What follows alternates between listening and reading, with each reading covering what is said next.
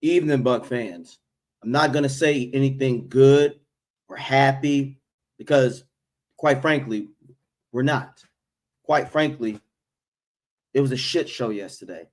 Honestly, look, I tried to find silver linings. I found maybe a few specks, but Buck fans, I feel your pain. True Buck fans out there, not the casuals. I feel your pain. I feel your sorrow. I feel your aggression. I feel your frustration. That's the most important thing. That's the theme for tonight is frustration. It was a shit show yesterday.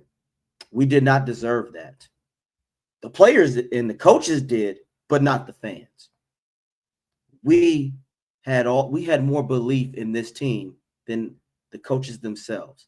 And yes, the theme of tonight, ladies and gentlemen, is accountability and the patriarchy and actually how fucking football works. Because we got a lot of people out here that don't get it.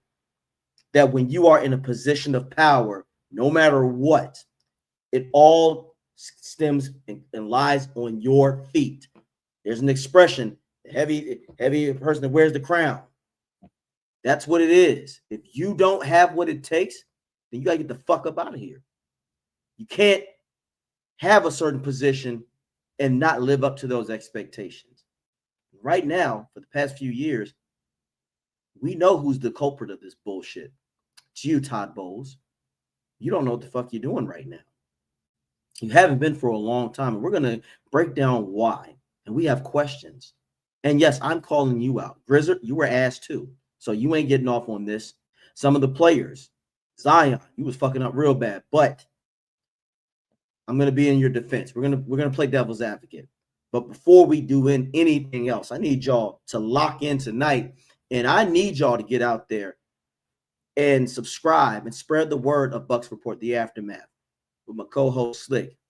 Apple Music, Spotify, YouTube. That's right. Get on YouTube if you can, because I want you to see my face. We're not Ira Kaufman. We're not Joe Bucks fan. We're not Pewter Report. Nothing against them, but we're here to give you the real shit. Because the things that other networks are saying, we've been saying this shit for the past 3 years. Nobody wanted to listen because y'all was settling for fucking division wins. Last time I checked, when we won a division, when we won a Super Bowl, we didn't win the division. So I think the Bucs community's got to get their priorities in check, just like the coach. So yes, I'm not really in a good mood right now. I'm here to talk my shit, and I'm calling people out, and I'm going to bring some expertise in it, just like Coach Slick will. So with no further ado, let's get the man up here right now. Coach Slick, how you doing, sir? Shit. It's a fucking shit show. That was a straight up fucking shit show. You knew the game was done, and I'll be honest. When that interception, the one that just got snatched out of the hands, you were just like, this is just fucking unreal. This is just stupid football that we've seen in the past repeating itself. And you're like, what the fuck are we doing? I'm not blaming it entirely. It was a bubble pass. They happen. He was very unlucky, but you reel that in properly, that never happens. It's as simple as that. I'm not going to blame the throw. I'm not going to blame this. It's a combination of too many fucking things, but it just kind of was indicative of what was going to happen later down the line. And I was like, well, it's only 2 scores. We can get back into this. And then the next one happened, and I'm like, okay, we're done. We're done. We were cooked. We were done. We were done at halftime. That's how bad it was. We were fucking done at halftime. We will not score any more points. We will not do anything else. Teddy Two Gloves is going to come in, and I'm not going to say he stank it up because the guy doesn't get 14 reps. So I'm going to leave that there. But he wasn't great either. We went on 4th down every fucking time we could. because we really had no choice. There was a running game, but you couldn't use it because they were so fucking far ahead. You couldn't use it. You can't run when you're down by fucking 20 fucking points. You can't run the ball. You've taken it up. This is how you beat a running football team. Get up early on them. You because know, they can't hand it off. It takes too much time. mm-hmm. That quick drive that you can reel off from pass goes real slow. It goes real fucking quick. When you take that away and they incomplete pass, you've lost 10, maybe 5 seconds. Incomplete pass, you lost another 5 seconds. Incomplete pass, 3 and out, kick the ball. You've taken a total of maybe 20 to 30 seconds off the clock. You run the ball, you take a shitload more off the clock. If you dink and dunk it up the field, even that way, you're probably going to have like a 2-minute drive, right? If you run the ball all the way there, it's probably closer to a 5-minute drive. You can't stall out. You have to be perfect. Right on. Now, if you watched, and if anybody else out there, the Bucs Report pregame show, if you were there, you got to check that out. I'm always in there trying to drop gems. I said this, Slick. I said the Rams are going to be aggressive early. They didn't want to drag this game out. They don't want to be in a dog fight. They are a team that likes to be aggressive and get up early. Slick, I said that. I literally said that. Guys, go back and check this shit. I said we cannot allow them to get up early. We cannot allow them to be aggressive. We cannot allow this offense to shred the defense. But let's get on the offensive side first, because yes, you're right. Grizzard, what the fuck are you doing? He's still a fucking lizard at this point. Yes, you are a lizard. He's living under a rock. He's hiding because that play calling was not there. I've never seen so. Do you know what it reminds me of? And I'll be honest. Yes. And you might agree with this. It reminds me of Byron Leftwich, but with a run game. Yes. That's exactly what Byron Leftwich with a fucking run game. That's all it is. That's it. And the issue is, Lizard, every pass, all I see is vertical routes. Every pass, I see a little predictable screen. What have I been trying to tell you, Lizard? Stop fucking making predictable play calls. Where are the crossing routes? Where was the mesh? Where was more trips? I don't mind it. I don't mind some of the stuff that he does, but he doesn't disguise plays into other plays. So, for example, the easiest thing to do, you have a screen game. Show them the screen game. They bite in the screen. Maybe they kill it. Maybe they don't. Maybe you get a couple of yards out of it. The next time you show it, instead of the screen's still there, but instead of sending a blocker at field, you send someone vertical who goes to block and then the last second ditches out and turns it into a route. Now you got something over the top because everyone's going, that's that screen. That's that screen. We're going to fucking have that screen. You add a different layer to it because that's how you make. If you've got 4 plays in one, so they all look identical. Yes. You're setting yourself up for success because they don't know which one you're going to call. Mm-hmm. They look identical, which is why play action works. Why RPOs work, because it's 2 plays in one. They look identical, but they're completely different. It's all based off a read. I'm not saying there has to be a read in there and it has to all be RPOs. What I'm saying is you've got to be able to set up other plays in the future. And all I saw was people going past 7 to 8 yards before they even made any semblance of a turn or a cut or a change of direction. Yeah. With their pass rush, that ain't going to fucking happen. That's not going to happen. Pass rush was good. The pass rush was very good. And again, where are your tight end usage? Now, and I'm not talking about that bullshit where Otten always swings out. I'm not talking about that bullshit. Again, where is Devin Cope? There is no excuse, Slick, in this type of team where you don't utilize every single bit of talent that you have. Last time I checked, Mike Evans isn't playing. Last time I checked, McMillan's isn't playing. Last time I checked, Chris Godwin was slowly getting acclimated. Why don't you use all your weapons that you have? Where's Cameron Johnson? Where are the plays where you utilize his speed to take a corner and a safety up the field where you can get that outside pass, that corner post route going with a Mecca? If they're going to play zone off of him, hit him with a hitch or a comeback or a curl. Get Tez Johnson with the dig routes at this point because he is a dog. And Emeka, no disrespect to you, but there's going to be a time where you're going to have to eat those tackles, bro. You cannot just be a full finesse guy right now. We don't have the offensive line luxury to do so. Grizzard, situational football, sir. If you're going to do rollouts, that's where the crossing routes would come in handy. You had no awareness. Run game, like you said, Slick, could have worked, but we got down to it. We were just down. But Grizzard, you do realize you don't have the resume where people are going to keep looking at you. You're failing.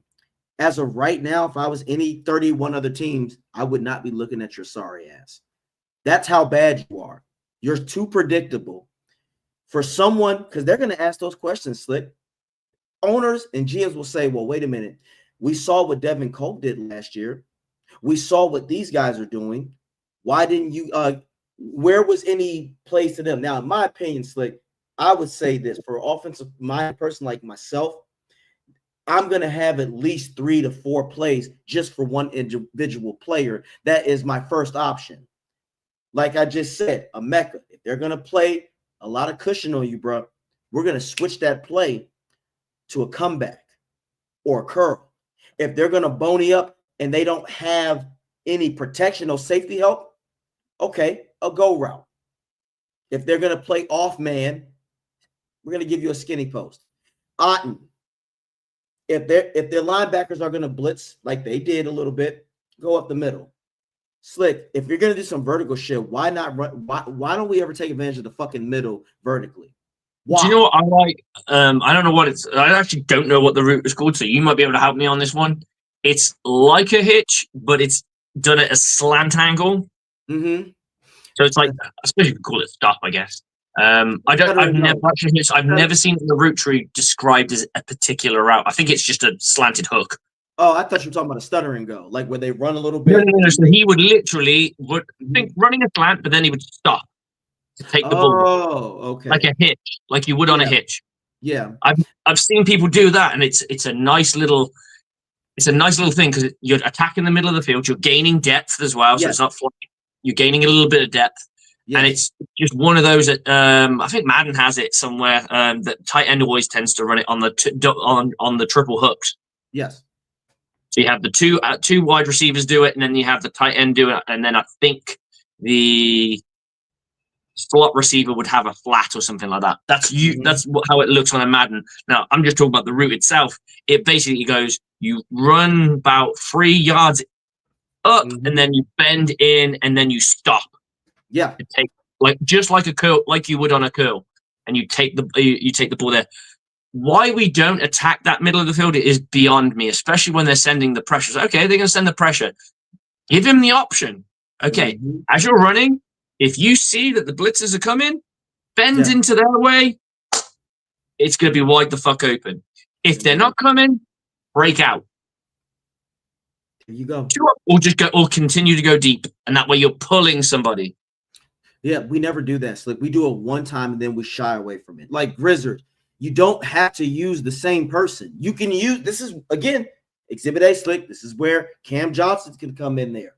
Yep. You're not asking Cam Johnson to be a contested catcher. But Slick, let's say he gets behind a corner. Now he has the speed to where, hey, Baker, throw it up and let's see if he can get it. Or he has the speed to where if he does get behind a corner, a safety has to go, shit, let me help him out. And that leaves the middle of the field open. But again, Slick, you got to utilize the players. Absolutely. They don't. Every time I see utilize the respect that those players will receive. So who you double if you're the defensive coordinator for the Los Angeles Rams, who are you doubling? I'm doubling Emeka all night. Emeka. So what did they do? What did they do with Mike Evans that allowed Emeka to eat? They were doubling him, bracketing him, and they also played a lot of man. Played a little. So the answer here is let them double him, send them on a journey. Eventually, they'll have to come down to play whatever you're playing, and then play shit underneath it. Yeah, they have to go. Okay. I know what you're going to do because you're going to dictate coverage to this guy, but I'm going to make him a non-factor until you leave him the fuck alone. And then when you leave him the fuck alone, I'll have you, which is how Mike Evans always ate. It was Evans didn't get every single ball that was thrown his way. He was doubled so many times, but once you start going to other guys, you can't, and you're getting success, as in you're climbing the ladder, you're gaining yards, you're scoring touchdowns. That coverage then goes, well, we better leave him alone. We better leave him alone because this guy's fucking got 80 yards and a touchdown so far. Mike Evans has got fuck all, and we doubled him, and we're losing the game. So let's dictate our coverage to the other side. Then Mike Evans gets open. It is that fucking simple. And he goes off. Again, it goes back to utilization of your squad, Slick. Sean McVay, if you give him the Bucs offense, the pieces, Devin Cope would be added. Payne Durham would be utilized. Offensive-minded coaches, that's why I love them, Slick, for the most part of this era, because they are aggressive and they're going to utilize every piece of resource. You can't always depend on Sterling Shepard in these short catches in traffic. That's not who he always is. He is the guy that you want when Baker is extending. Not consistently. I think he's a guy. He's a good backup in that kind of role. He's mainly a role player, backup player who can step up to be that kind of guy. But you don't want him to be doing it consistently. And I know the Buccaneers don't have much of a choice. They're kind of like, okay, we got to look at different things. But then you've also got to look at the talent you do have and what you can do with those guys. Yeah. Run a tight end trips. 3 tight ends on one fucking side. I haven't seen it. I haven't seen it again. Again, I want to see creativity. Like you said, Slick, when we do motion, stop just doing jets. I want to see glides. I want to see fly. I want to see certain things that is tricking the opponents. How about we do a play where he runs to one side and goes back to the original so they don't understand what's going on? Well, why did he do that?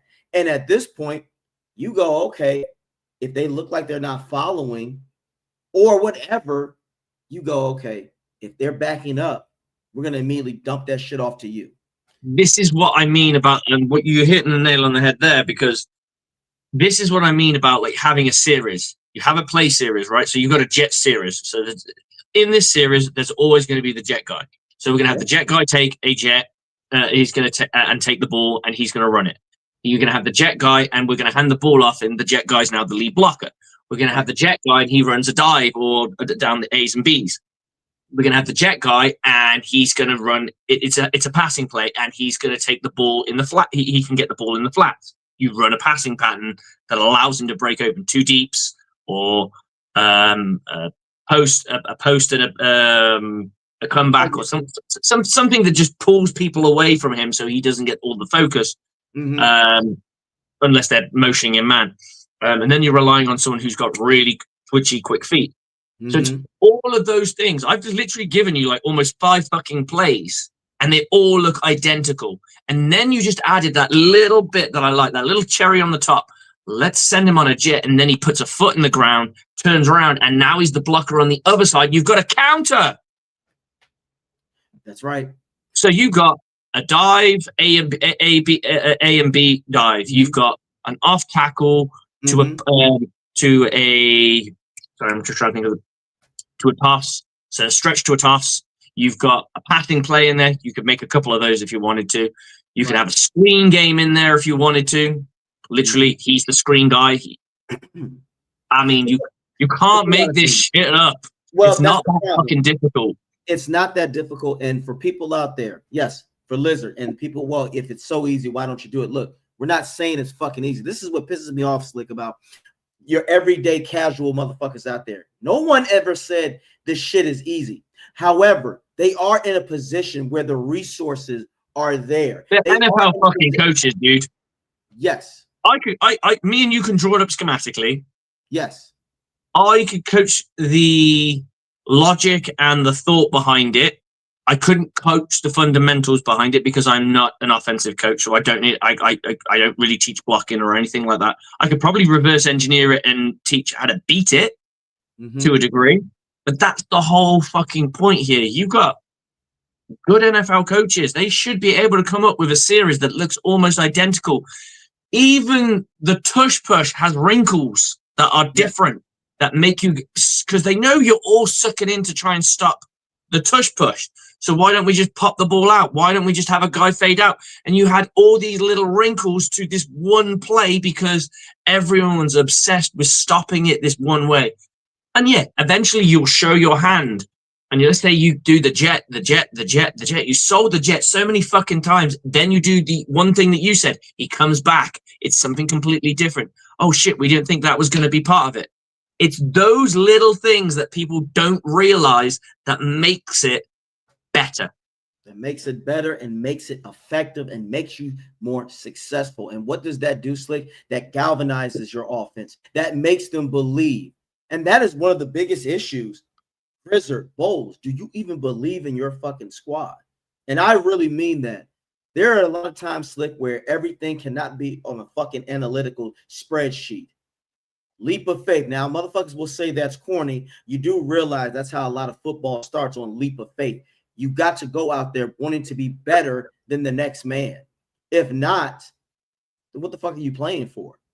I don't give, for me, Slick, I'm the type where I don't give a fuck who Jared Verse is. If he gets in your way, put him on his ass.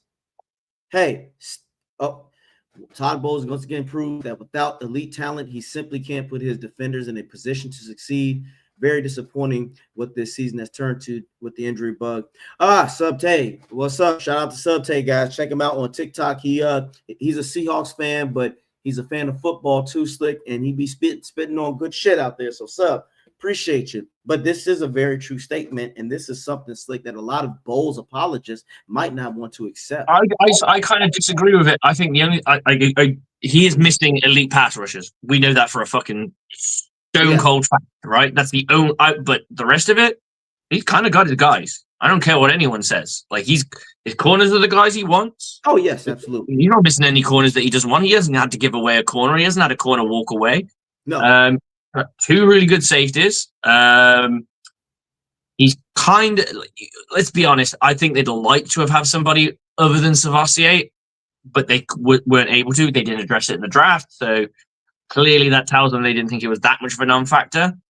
Savassier had been injury-free this year to a degree. He has not been as beat up as he was before, so you can't really put it down that. The line has been the line, has been the line, has been the line. So realistically, he's got the talent except for the two pass rushers. And that's the bit he's missing. It's the philosophy. I think that's what your friends are going, the gentleman in the comments. That's what Sub is saying. Yeah, Sub, we get it. And that's the point but here's the issue. I don't want to hear any more fucking genius guru. I don't want to hear the politics behind it. He's not anymore. What he did in 2021 against the Chiefs, we will forever remember that, and we will appreciate that. But this is a what have you done for me lately? You can't live off that anymore, because as of right now, you're showing us that, yes, you don't have pass rushers, and without them, you can't do shit. And a lot of things for you Bowles apologists out there. Well, it's the players. A coach's job is to put his players in the right position.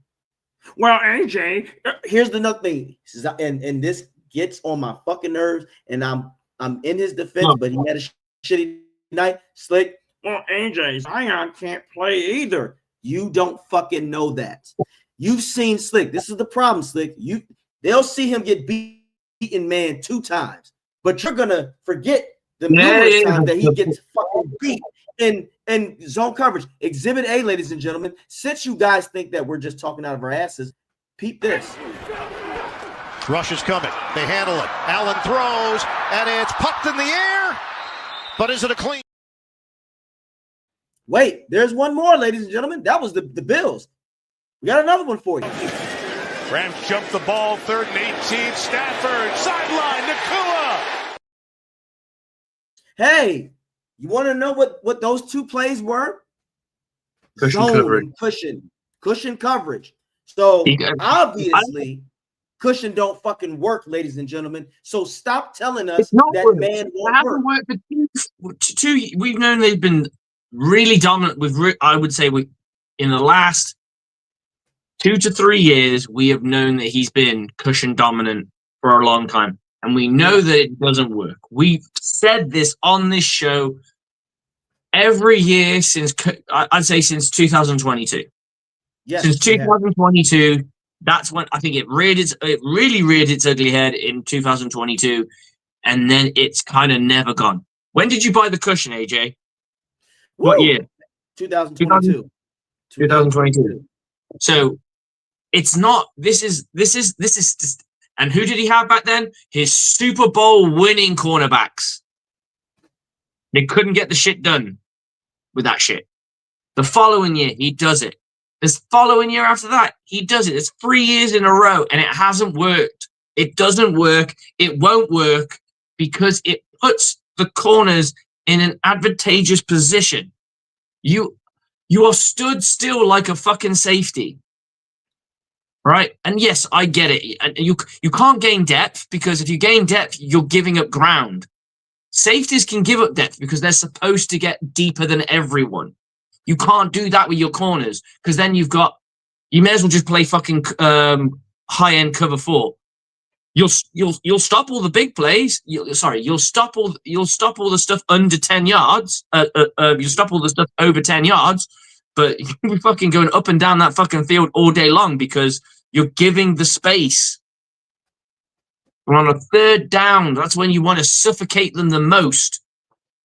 Why don't we play cushion coverage in first down when they try and run it? There you go. There you go. Corners aren't meant to make all the tackles in the world, so why don't we do it then? Why aren't we tightening up our coverage when we need our coverage to be a bit tighter? Yeah, I'm with you. But I have these questions. I'm glad you're from a defensive-minded coach. You understand how this works because someone else said, well, AJ, he got beaten in this man situation. Okay, if that's the case, as a defensive coach, how about you help him out? Put a safety over there to double Devontae Adams for the time being. Hey, just play man. If you get beat, don't worry. If you want to have cornerbacks that don't give up a play Madden. If you coach real people, they are going to give up plays. There's a reason why it's considered to be arguably the most athletic position in football. Why it is considered to be the second mentally tough position because you can be Jalen fucking Ramsey, and you've just given up a blazing touchdown to Mike Evans in a fucking playoff game. Blazing fucking touchdown. Mike Evans isn't fast. He's deceptively fast, but he's not fast. He doesn't run a fucking sub 4.4.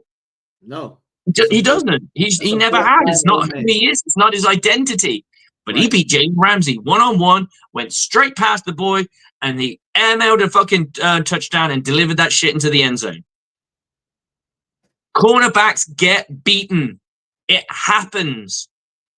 But when you put them in advantageous positions where they can't use, what skills are you using when you're stood 10 yards off the line of scrimmage and a guy just runs, I don't know, a 7-yard corner route on you? The only time you can attack the route is when you identify that it's a corner route, which is at 7 yards, which means he's 3 yards in front of you. You are stone cold fucking still. Your feet are not fucking moving. He's in full speed knowing exactly where the fuck he's going. Guess what he's doing? He's cutting, going, and you've got to generate speed, motion, and follow him from a standstill. You are going to lose that to elite wide receivers. You're going to. This shit hasn't worked since 2022, and we're still discussing it in 2025 like it's a fucking thing. Balls, it don't fucking work. Put the shit out. I said last week that my team, when I was coaching them, we really struggled with our cover 4. We just kind of gave up too many yards on it, and we were like, well, this is supposed to be our third down, fourth down, kind of get them off. And we were getting them off, but it got really nerve-wracking because we'd tackle them at the line of scrimmage, and it was like generous spots on our side, or we were just lucky enough to get them behind the line of behind the line to gain. So what did we do? We looked at the toolbox and went, okay, what can we do to give us that cover feel where we can back people off, but they can still play, what we'll do is we'll put the corners at 7 and we'll make them play cover 2 man. It did the same fucking thing. But now I've got guys manned the fuck up. They are following a guy, they're sticking to a guy, and I've got safeties to bracket the most dangerous receivers when they start to get, if they do beat somebody. That's right. That's right. 100%. And we had so much success with it. It became it probably became our 3rd most used coverage. Mm-hmm. Slick, you're right. And this is the problem. And other people out there, ladies and gentlemen, I don't give a fuck who you are. Slick said the right word, elite. Man press coverage will work on an average wide receiver. Everybody in the fucking league is not elite. So when people tell me, well, AJ, you can't do that because if you try to, these guys have so many things and they're going to beat you. You want to know who did it last night? The Rams did it against Sterling Shepard. Go back and watch. They literally played man on him. They were playing man on most of our receivers. They were even locking up on Cade Otton when he was trying to run his routes. So stop telling me that, ladies and gentlemen. AJ, who's the biggest screen threat for the Tampa Bay Buccaneers? The biggest screen threat as wide receiver? Yeah. It would be between, I think, you got Sterling, you got Tez and Emeka. Those 3. But Sterling's been the consistent guy generating the yard, right? Sterling's the number 1 man. So how do you beat a guy who's screening? You put a presser on him. That's right. You can't screen. The moment you turn like this, you've got a guy already on you. Yep, and you're disrupting the time. You go from this position, ready to go, to that. That's what a screen is. You've already got a guy on you, so they ain't going to screen. So you've literally got rid of the screen. The screen is now killed. Yep. Unless you go to somebody else, right? And that's the bit. That's the difference. Yep. They went, okay, their biggest screen threat's him. If we just put a guy on him, they can't screen him. Now, the only other way they could screen was if they put a blocker, somebody, the best blocking wide receiver or what have you, and they stacked them. And then he got the ball there. Yeah, that's the only other way you can do it. It's the only other way you can do it. And that's not, and again, this is why, ladies and gentlemen, stop telling me that jamming doesn't fucking work. It can work. Don't you dare tell me that these corners can't do that. Morrison, Jamel, they're built to do that. They are linkier. They have longer bodies. They have the speed. Well, they were brought in. If you go and look at Jamal Dean's pre-draft analysis and what was written about him is that he's a good press corner. Yes. It was because he was from Auburn, same as Carlton Davis, and they're both known for being press corners. That's right. And this is the problem, ladies and gentlemen.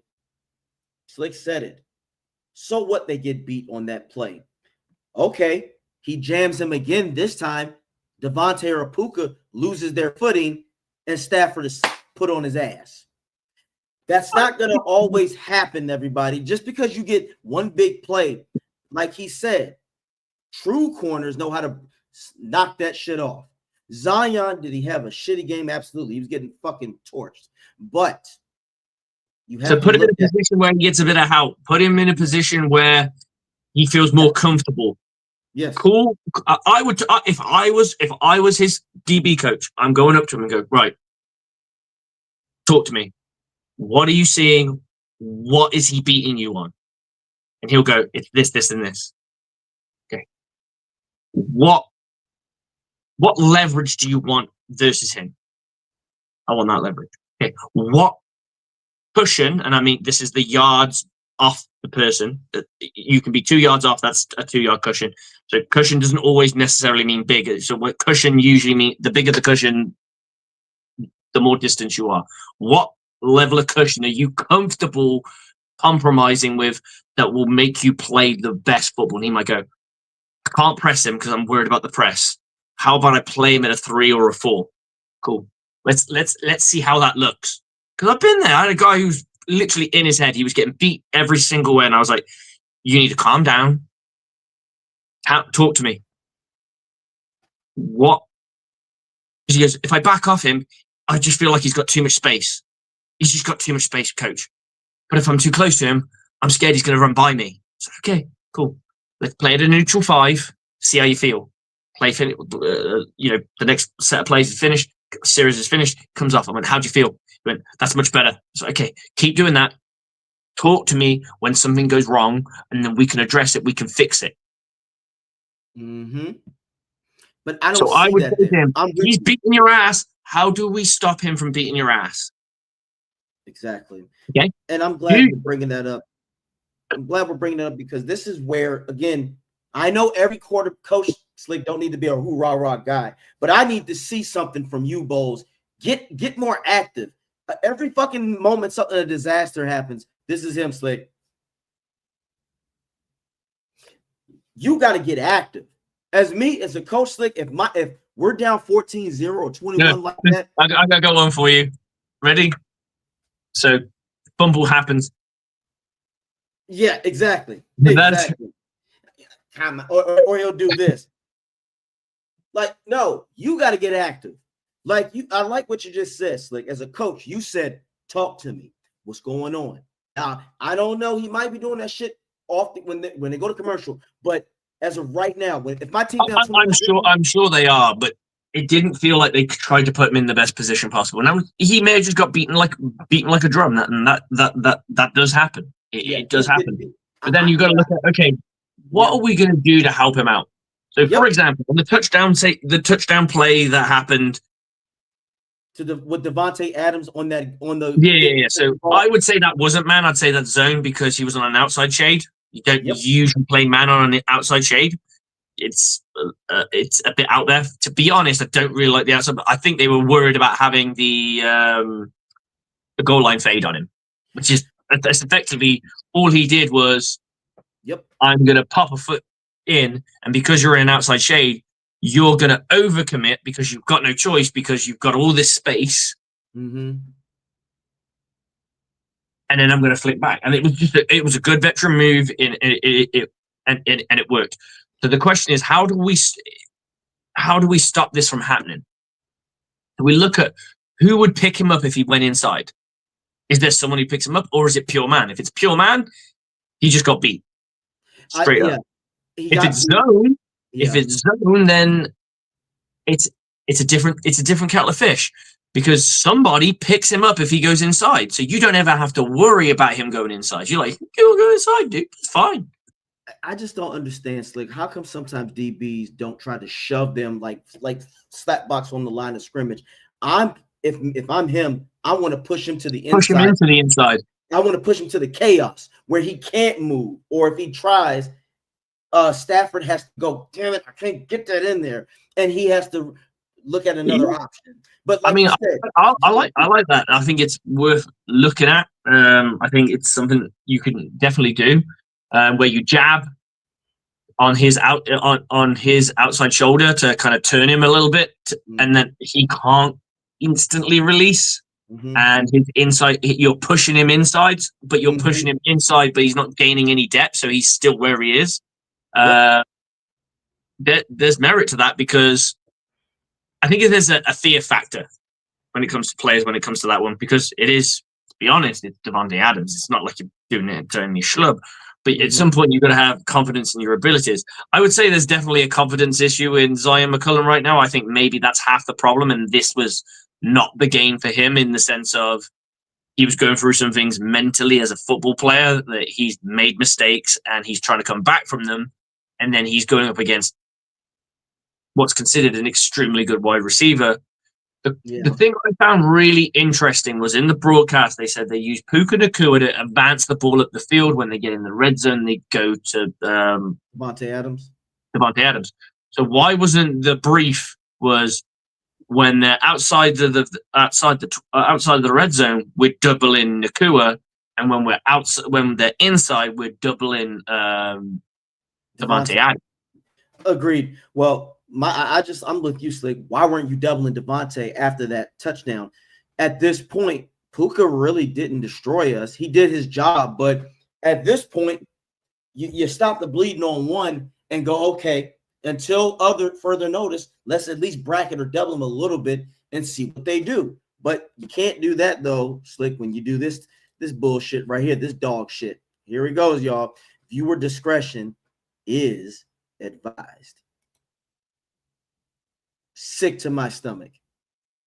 Sick to my stomach. You're giving him all this space. Oh, you want to know something else? Here's another one. Back to the Bills game. Again, ladies and gentlemen, this is a habit. You can't win. You can't. You're not going to win. It doesn't build any momentum for your pass rushers. So, like, a lot of people believe, and rightly so, that if your pass rushers can get home quickly, it's going to help out your coverage. 100%. 100%. But it also works in the same difference. If this is why, how do you beat a team with a good pass rush? You play a quick game because they don't get time to get home. How do you beat a team that can rush the passer? You get the ball out within 3 seconds. That's how you beat them. As long as there's a wide receiver for you to hit, of course. So yes. you play a quick game or a lightning game. There you go. So when you force your corners so far off, the corners aren't covering anybody because they have to wait for them to gain yardage first, and then they can start to cover them. Yeah. But the quarterback already knows where they're going to be, even based on the coverage. And I wouldn't be surprised if most teams playing the Buccaneers have, if they're in cushion coverage, this is the play. They're not in cushion coverage, this is the other play. Yep. I agree 100%. And I tried to explain to people about that on how you just can't have, unless you have like if you got 2 LTs on your side as a pass rush, that's a whole different story. But the thing is, like the Texans and Bills game, Slick, it wasn't just the pass rush. Their DBs were playing up. Their DBs were taking advantage of second-rate receivers. Because I was trying to tell a lot of people, they just go, no, AJ, it was just Texas pass rush. No, it wasn't. Because if that's the case, then Slick, why did we beat the Texans? They had a pass rush, but you know what we were doing, right? We were doing short passes, and Baker was improvising. He was moving. So don't tell me it's just a pass rush, because when he broke that play, Slick, on that 4th down, how many of the Texans DBs were way back there? And that's why he got it. If they play man that in that situation, Slick, if those corners play man, the Bucs lose. The Bucs and lose. They doubled Mike Evans. So you ended up putting 2 guys on 1 guy. That's right. And the problem is we're so panicky going, oh well, Emeka's our best wide receiver, so we've got to get him the ball. Because we have been very from a scheme point of view, we have been very big on trying to get him the ball. And I understand the logic of getting the best play of the ball, the hot hand, all of that things. But when he's being doubled the way he is, use him as a decoy until further notice. That's right. Use him or utilize. That's how Emeka got his yardage, because they were so preoccupied about Mike Evans. They went, we better fucking stop this other guy. Exactly. We better stop this Mike Evans guy, because he's the one who gets 1,000 yards, everyone. He's the one who scores all the touchdowns. We got to stop this motherfucker. And then they went, okay, we're stopping this motherfucker. This other dickhead keeps fucking eating on our fucking... Then you've got to make a decision. Which is the person you want to go after? And when they do go after Emeka, Mike Evans got his. That's right. And shifting gears a little bit at this point, Buck fans, I'm sorry. Well, I'm not really sorry. We've been trying to tell y'all this shit for years. Your coach, this is his habit. Again, your discretion is advised. The midseason slump man. He has fulfilled the prophecy 3 fucking years straight. And you're telling us with a straight face, it's just the players. This is his MO. Mid-season slumps. You want to know something else that you said, Slick, that's in common? He lost all good teams. All good teams. All these teams at that time were good. So you know what the Buccaneers are hoping for? One day, if Coach Bowles is around, they'll go, please just give us loads of shitty teams in the middle of the season. We'll beat them at the beginning and we'll beat them at the end. Just give us the easy teams in the middle. It's funny you say that. You might be onto something. Hey, give us the hard teams in the beginning, give us the hard teams in the end. But like you said, in the middle of the season, give me the Saints twice. Give me the fucking Dolphins. Give me the Cardinals. The Cardinals. Give me anybody but that. But that is the problem, ladies and gentlemen. He is, I don't even want to call him Dungy 2.0 because that's a disservice to Tony Dungy. Tony Dungy actually built the fucking Tampa 2. Tony Dungy got us to the NFC Championship. In reality, you could say, Slick, that Dungy's scheme helped mold these players. I'm going to go out there. For the most part, it's the players that have done more than what Bowles has. That's another thing. Zion has regressed heavily. A lot of people want to blame it's just Zion. Zion last year, Slick, you remember, he was our best corner. So he didn't forget how to play football, ladies and gentlemen. Is he having a bad season? Yes. But coaching, that's why we're getting back to it. As the head coach, you are responsible for this. As the head coach, it is your job to do things right. As the head coach, you got to be able to admit, Slick, as a coach, this ain't working. Bowles does not do that. Bowles just says, man, the keep scaring. We just got to make sure we stick to the scheme and we got to do our parts and play hard and play fast. Motherfucker, how many times you going to keep saying that shit? You're getting your ass whooped real fast. That's the problem. That's exactly what the Rams did to us last night. They just went, give it up, give them cheese up. And that's what we did. We got fucking clapped, bro. We got fucking clapped. So let's talk about this mid-season slump as much as it grains on us. Yes. In 2023, lost to the Detroit Lions, October 15th. October 22, lost to the Falcons. This is in 2023. Lost to the Bills. Lost to the Texans. Beat Tennessee. Lost to San Francisco. Lost to the Colts. That's one win in 2, 4, 6, 7 games. 2 wins. Let's go and have a look at the following season. And that was essentially last season. We know what's coming, AJ.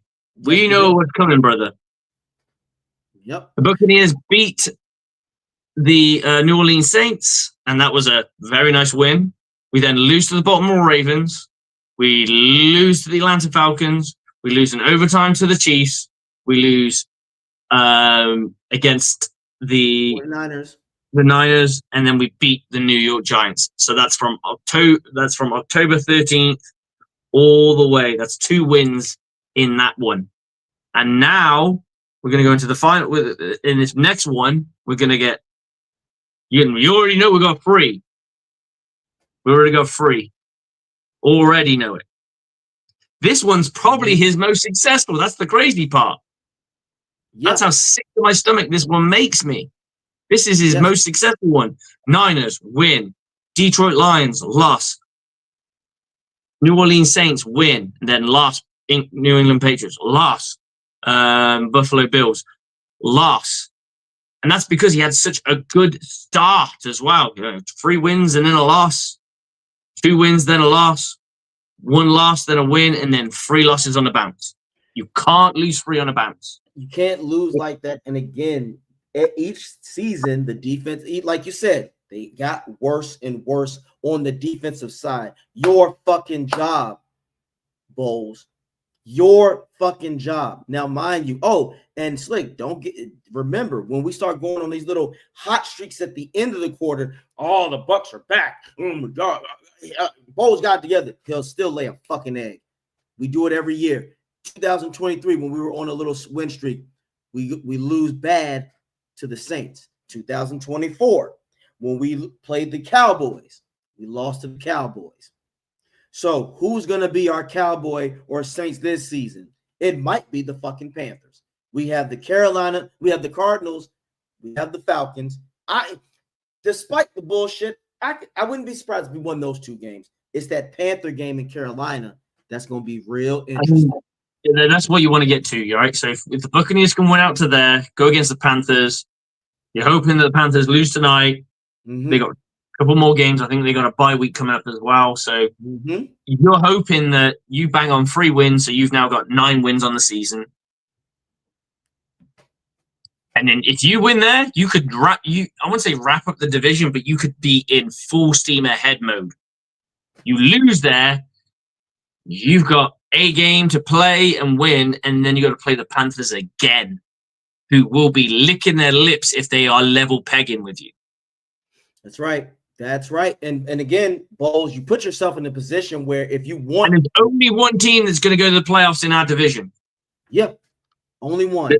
The NFC East is the NFC West is just too good. They are going to take up the spots. They're going to take 3. The NFC North is going to take up 2. NFC East, they'll take 1. So you're right. It'll be the Eagles. It'll be. I mean, that's the crazy part. You got Eagles, 100%. Then it's a big fight between the Bears, the Packers, and the Lions. Yep. Then you got us fighting for our spot with the Panthers right now. The Rams, the Seahawks, and the Niners. So you could go 1, 2, 3, 4, 5, 6, 7. There are 8 teams, 9 teams, really realistically in a playoff hunt, right?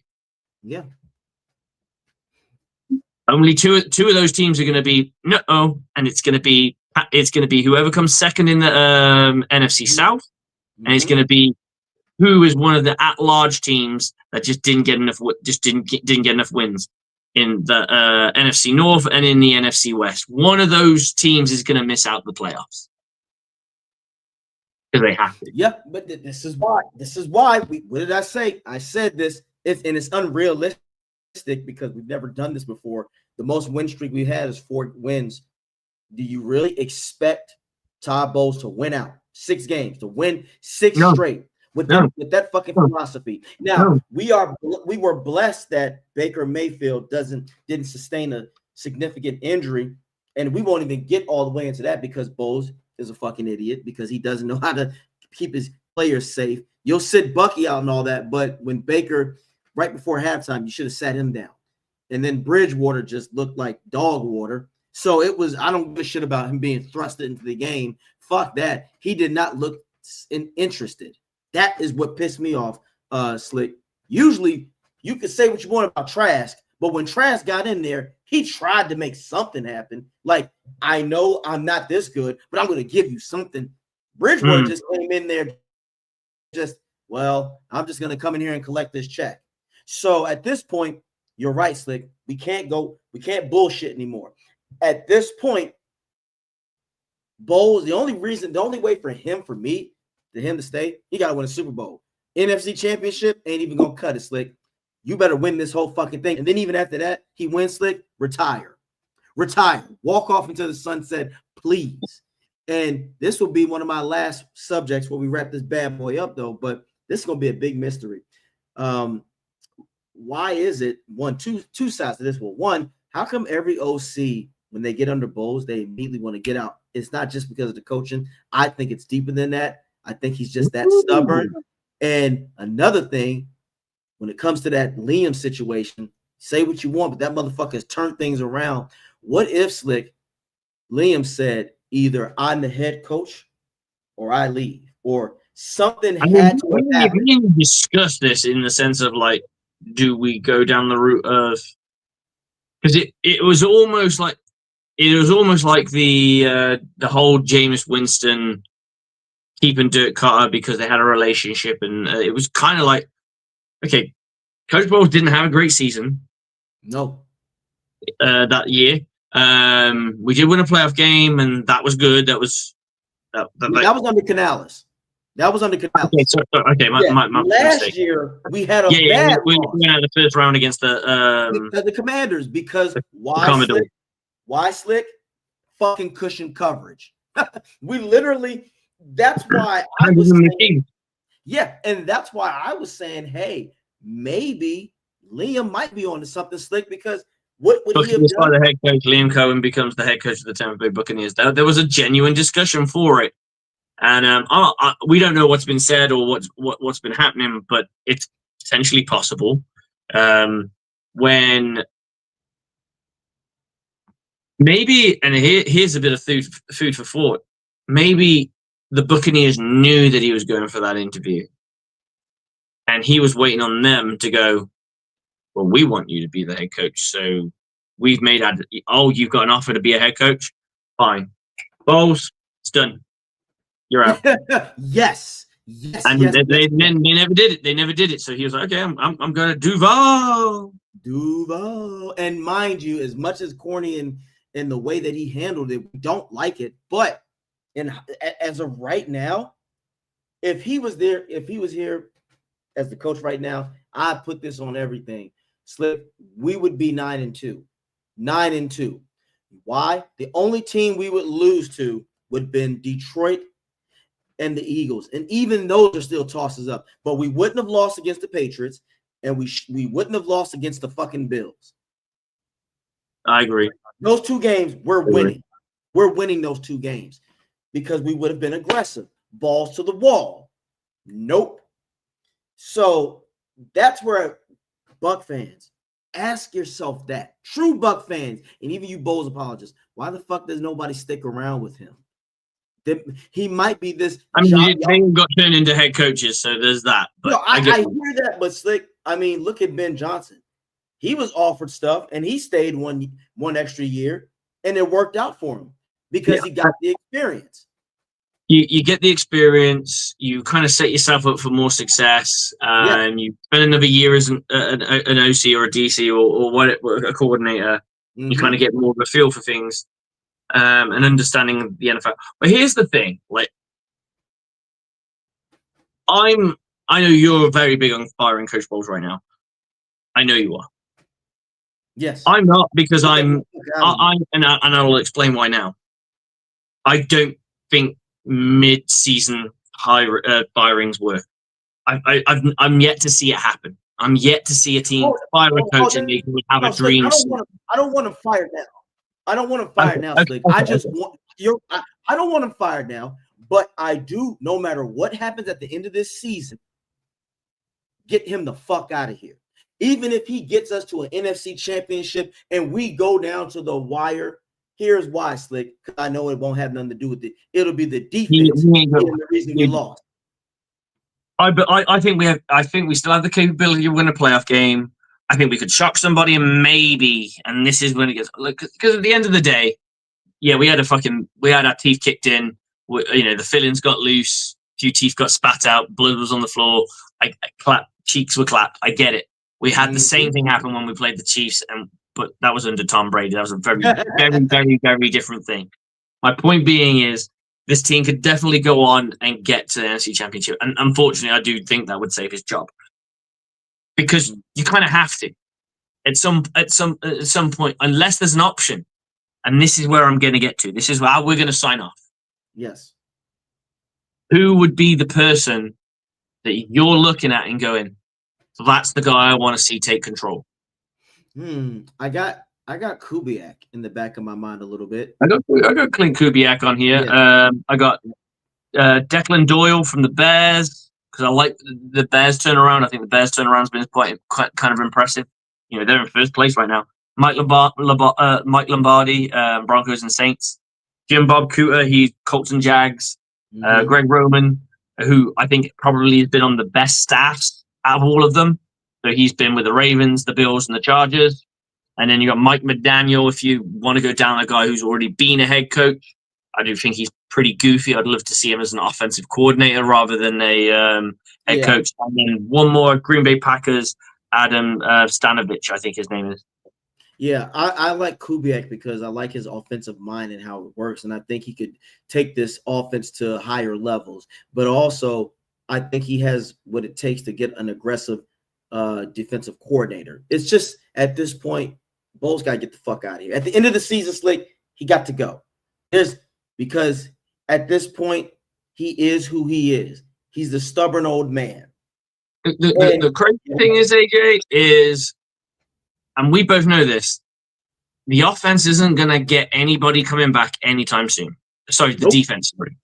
Because we've heard, I don't know if you know this, or that our boy Kalijah Kancey is ahead of schedule, and he will be back potentially before the end of the season, which is great. But that's the only piece. And if anyone wants to fucking Hassan Reddick, fuck off, get the fuck out of here. What has Hassan Reddick done? If someone said, oh, Hassan Reddick got like 4 sacks in like 8 games, I'd be like, yeah, you got a very valid point. That guy's a fucking bona fide stud. He hasn't done anything that other the pass rushers that we currently have done. Yeah, He's insane. Yaya Great rotational piece, great role player. He is done. And there's a reason that he's not fucking back. I'm not sure about the fucking injury. I think he's checked out mentally. I think he's done. I think he's done. I think you'll see a retirement speech coming in February, March time. Yeah, I hear you. I think this was his last. Like, I'm going to cast that stone, and I want to go to a team that appreciates a pass rusher who's going to use me the best way possible, and he did. Like, Coach Bowles is can be good. Like, he knows how to get results. I'm like, okay, he gets that pass rusher. Maybe that cushion coverage might have a bit more success. Maybe. But it never materialized. He never became what we all expected. I think he's no better than Yaya Diaby, and I think he's no better than Nelson. Well, I don't think we're missing. I don't think he's the miss. I don't think we miss having him on the squad. No, I think we miss having Canty on the squad. I think he does. I think some of our running woes are directly contributed to him not being on the field to a degree. I believe that. 100% believe that. I think some of the pass rushing woes are down to Canty because he's very good pass rusher for a defensive tackle / end, which is what he is in our scheme. He's very good at what he does. I think if you put him as a free technique in a 4-3, you'd probably see him generate 6 to 8 sacks a year, which is really good for a free tech. I think that's the kind of player he is. Playing at the 4 and the 5, it's a little bit harder because you got a speedier kind of guy who it's just different going up against. I get what you're saying. I get it, and I think they are both. Him and Light are hanging on by a fucking miracle Disney shit. But no one's coming back to turn around and go, "Oh, that's what we were missing. That's all Coach Bowles needed. Look at us get so much better." No, not at all. You're right. Well, I don't think we're going to get this deep. I think the defense will have games where they play well, and they'll have games where they play poorly. Yeah, just like any old season. But I think seeing it being resurrected, and all of a sudden it's going to click, and all of a sudden we play lights the fuck out. It's not going to happen. No, it's not. You know, like when Vita Vea came back, and it was like, "Fuck, this defense really changed." It did. It made a bit of a difference, right? Yeah. I don't think that's going to happen with Kalijah Cansey coming back. No. I think we're going to be sitting here going, "It's going to be the same old defense." I think Dean can make a bit. Oh, sorry, Dean's out. My apologies. I missaid something there. Dean is out, and I think that's a bit of a change. Although there's got to be. I want to understand Bowles' rationale for. I read a lot of comments about Bucs ball now and again because I'm just genuinely interested in what the fans have got to say. And someone said, you gotta let the young Buck corner go in, otherwise he'll never learn. I'm like, well, hang on. The one that's struggling isn't the one that's fucking being taken out. Last I checked, Dean's getting fucking everyone kissing his ass. Yeah. Everyone loves Dean. The media loves Dean. Pro Football Focus loves Dean. So why are we not subbing Morrison in for fucking the guy who's struggling, Zion McCullum? Yeah. Surely that makes way more sense. If you're going to try out a guy who goes, oh, he needs to get his experience, AJ. He needs to get his experience. Okay. Don't take the best corner out. Put the fucking other corner in. So there's got to be a reason that Coach Bowles' madness is gone. I'll take my best corner, sit him on the sideline, and watch him with his arms folded. Good. Oh, hang on. Yep, that's exactly. You know what I mean? It's it doesn't make any sense. And there's fucking Zion McCullum being beaten by a drum by every wide receiver in the National Football League, and there's Jamal Dean going, I'm right here. I'm right here. Slick the hero of the Benjamin Morrison only play the right-hand side? Yep. Again, we want to know what the fuck is Bowles. What is your plan? But I'll say this. you know this. It's gonna have to be the offense that's going to be the savior. That if they're going to be now, They have to be. The only ounce of Disney magic that is left. What were to happen? Like, let's say the second week of December, McMillan comes back. Then and then Godwin these next few weeks is getting back to himself. Then Mike Evans comes back against Miami. Then Ibuka is back. Then Bucky is playing and he's getting back into it. Then Bredesen is back. And we have our 4 linemen. Slick, that's the only way that I can see this team being a single threat in the playoffs. Is if all those receivers that we've been dying to have on the field at the same time, Slick, if they're there. If not, you're right. This defense ain't going to turn up. You're right. I think you're absolutely right there, because when we evaluate Coach Bowles as a head coach, the woes of this injury ravaged team on like, we can get at the OC for what he's doing Grizzard. We can. But we also understand that he's playing quite short-handed, and we can give him the benefit of the doubt to a degree. But Coach Bowles, your defense has been your bread and butter since we've had you here. Yep. You ain't lost that many pieces. Nope. And also, why have you regressed to the point that you've coughed up in the last 3 games 28, 44, 34 points? And yet, I know the offensive woes can have something to do with that. I understand, especially on Sunday Night Football. I can understand that. But I also know that the Buccaneers didn't get going for a while versus the Bills, and the scoreline kind of flatters us, to be honest. We got a couple of late scores. We were never out of the game, but we were never really in the game either. But with the Patriots, that was a complete dogfight, and they just happened to won it. Happened to come on top. But again, we're sick of your shit. And guys, we'll be down there. Slick and I, we're gonna be there. Simeon Rice is going to be in the Ring of Honor. For God's sakes, Bulls, don't embarrass us. I don't give a shit if Baker isn't playing. Don't embarrass us. It's the fucking Cardinals. Beat their asses. If not, I'm going to be in a section where you're going to hear me. You might have to get security to escort me out, because I will cuss you out. Grizzard, I'll go out there. You know what? 1 second. 1 second, Slick. I got something. I got my fucking playbook right here. I got my playbook, my football playbook right here. Hold on. Yeah. I'm serious, y'all, because I got the shotgun bunch right here, Slick. I got the play right here. The shotgun bunches right there. I will throw this at your head, Grizzard. I'm not trying to get an assault charge, but if this can knock some knowledge into your head, then fucking get it right.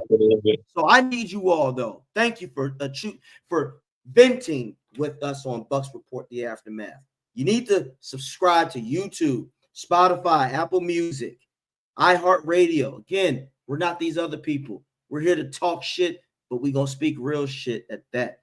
TikTok, AJ_turnup. You want to debate and talk football with me, I'm your man. You want to know the difference. If you think that you understand, if you think you know more than football than me, and you want to just shit on me, I'm going to ask you this. How many players can move during a motion? If you can't answer that, I'm going to laugh in your face. So with that being said, I will see you in a few days. Slick, as always. Where are you sitting, brother? What's up? What section are you sitting in? I'm going to be sitting in section 101, I think. No, you're not. I know where you're sitting.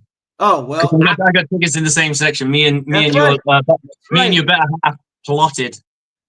I see. I saw that, and I thought that was brilliant. A nice move. Nice move. Section 103. That's right. Section 103. I'm a few rows behind you, but I'm there, baby.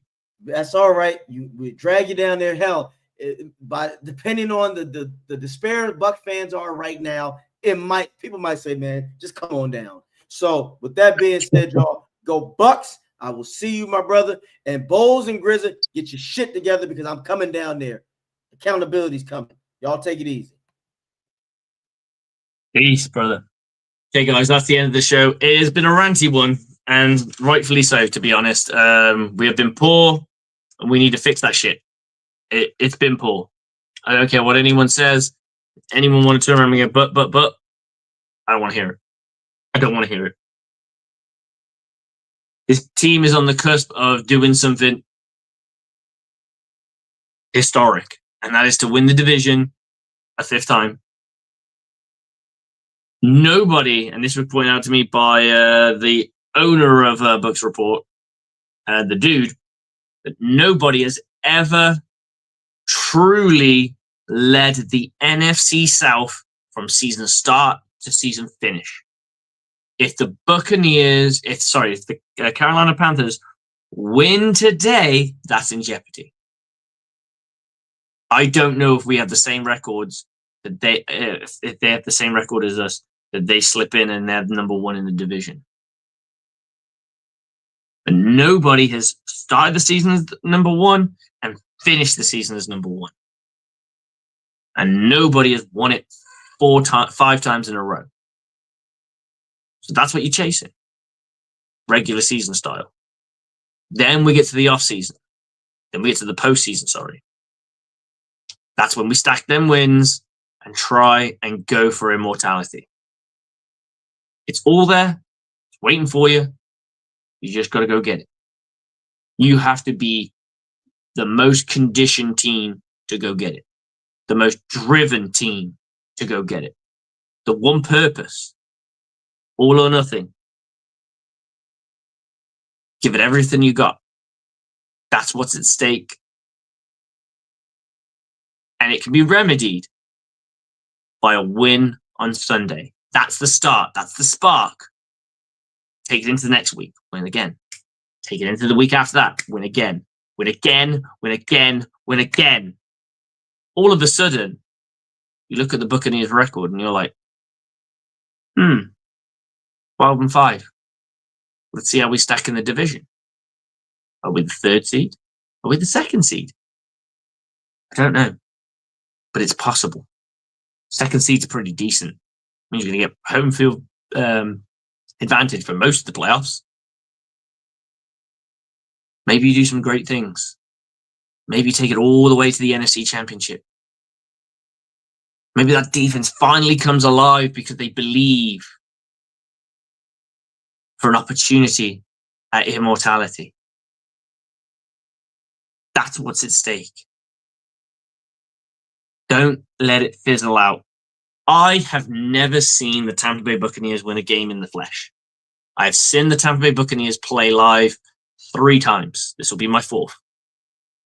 In those 3 times, which were Ravens in 2014, blowout loss.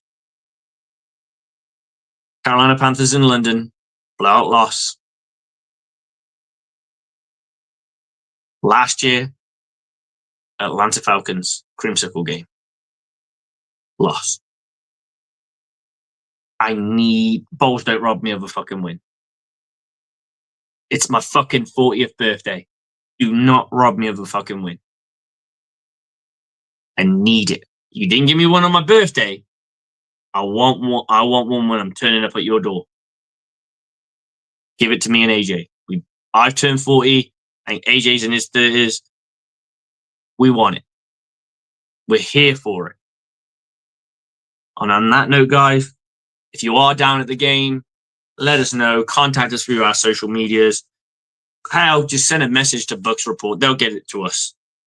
You want to socialize with us and hang out with us, smoke a cigar with us, drink some beers with us, drink some rum with us, drink some rye with us. We're cool. Let's do it.